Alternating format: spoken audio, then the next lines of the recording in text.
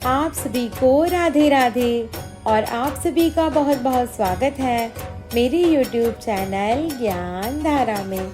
आज हम जानेंगे कार्तिक मास महात्म्य के 11वें अध्याय के बारे में। ओम नमो भगवते वासुदेवाय।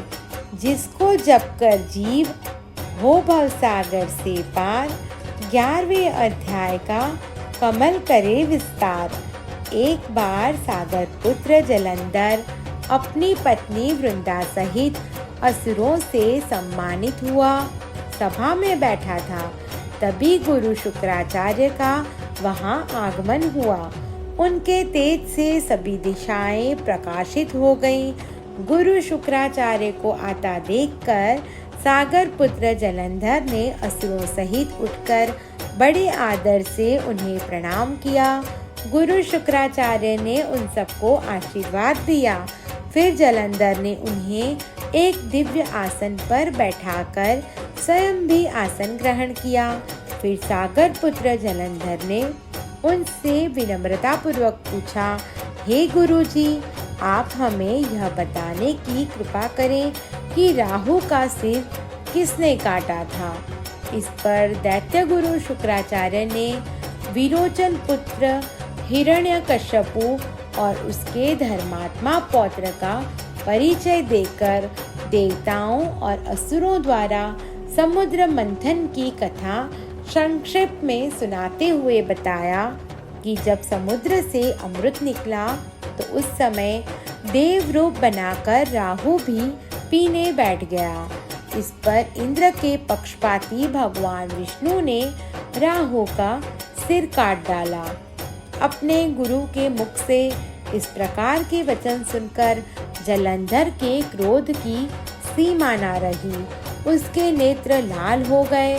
फिर उसने अपने घसमर नामक दूत को बुलाया और उससे शुक्राचार्य द्वारा सुनाया गया वृतांत सुनाया। तत्पश्चात उसने घसमर को आज्ञा दी कि तुम शीघ्र ही इंद्रपुरी में जाकर इंद्र को मेरी शरण में लाओ।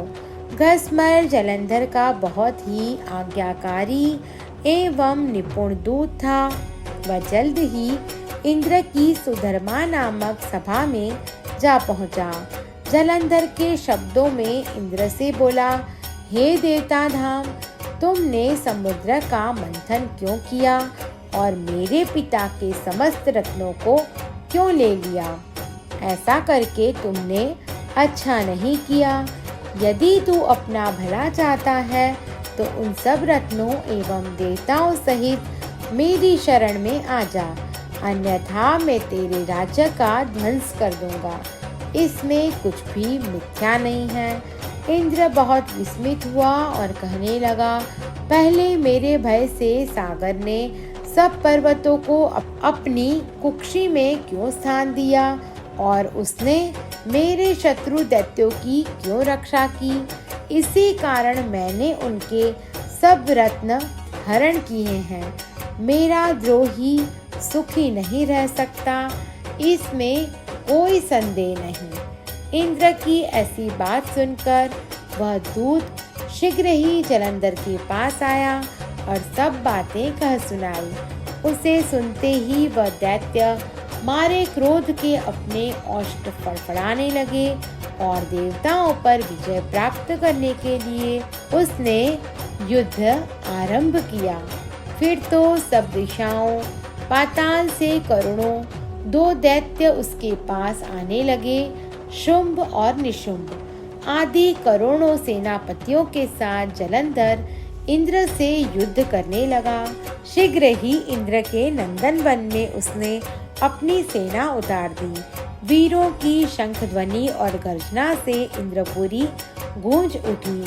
अमरावती छोड़ देवता उससे युद्ध करने लगे। भयानक मारकाट हुई। असुरों के गुरु आचार्य शुक्र अपनी मृत संजीवनी विद्या से और देव गुरु बृहस्पति द्रोणागिरी से औषधि लाकर जिलाते रहे। इस पर जलंधर ने क्रुद्ध होकर कहा कि मेरे हाथ से मरे हुए देवता भी कैसे जाते हैं? जिताने वाली विद्या तो आपके पास है। इस पर शुक्राचार्य ने देवगुरु द्वारा द्रोणाचार्य से औषधि लाकर देवताओं को जलाने की बात कही। यह सुनकर जलंधर और भी कुपित हो गया। फिर शुक्राचार्य जी ने कहा, यदि शक्ति हो तो द्रोणागिरी को उखाड़कर समुद्र में फेंक दो, तब मेरे कथन की सत्यता प्रमाणित हो जाएगी। इस पर जलंधर कुपित होकर जल्द ही द्रोणागिरी पर्वत के पास पहुंचा और अपनी भुजाओं से पकड़कर द्रोणागिरी पर्वत को उखाड़कर समुद्र में फेंक दिया। यह तो भगवान शंकर का तेज था, इसमें जलंधर की कोई विचित्रता नहीं थी। तत्पश्चात यह सागर पुत्र युद्ध भूमि में आकर बड़े तीव्र गति से देवताओं का संहार करने लगा। जब द्रोणाचार्य जी औषधि लेने गए तो द्रोणाचार्य जी को उखड़ा हुआ शून्य पाया। वह भयभीत हो देवताओं के पास आए और कहा कि युद्ध बंद कर दीजिए, जलंधर को अब नहीं जीत सकोगे। पहले इंद्र ने शिव जी का अपमान किया था। यह सुन देवता युद्ध में जय की आशा त्याग कर इधर उधर भाग गए। सिंधु सूत निर्भय हो अमरावती में घुस गया। इंद्र आदि सब देवताओं ने गुफाओं में शरण ली। ओम नमो भगवते वासुदेवाय। आप सभी को मेरी ये वीडियो पसंद आई हो तो मेरा YouTube चैनल ज्ञान धारा को लाइक, शेयर और सब्सक्राइब करें। धन्यवाद।